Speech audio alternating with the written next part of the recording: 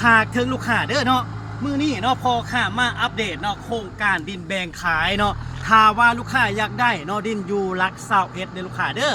จากไผ่แดงหลัก21มาหาดินเนาะเพียงแต่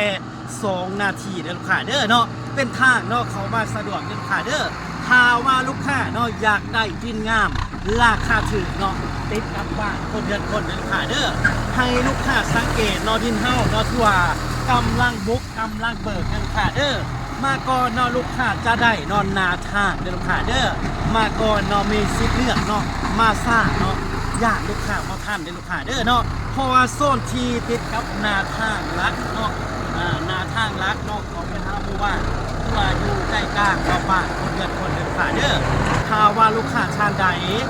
อยากเขามาเบิ่งดินเนาะให้ลูกค้ามาส่วนที่กำลังบุกกำลังเบิ่งเนาะป่าเนาะเป็นลักษณะนี้ลูกค้าเด้อเนาะดินเฮาเนาะลูกค้าสามารถแทกเอาได้เนาะบ่ว่าเป็น10คูณ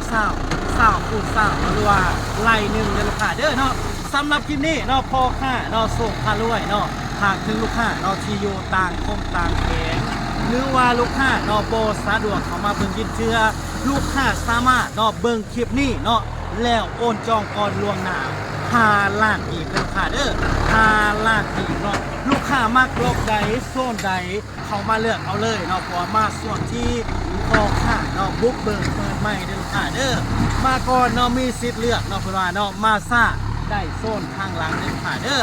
โครงการนี้เนาะพิเศษเด้อลูกค้าเด้อมีน้ำประปาเนาะคือว่าดึงผ่านนาดินเนาะทุกโซนดินเด้อลูกค้าเด้อเนาะคือว่าลูกค้าเห็นคลิปนี้แล้วเนาะอย่าลืมเด้อลูกค้าเด้อเนาะรีบฮอดและตัดสินใจเนาะเข้ามาเบิ่งดินได้เด้อลูกค้าเด้อมักลองใจ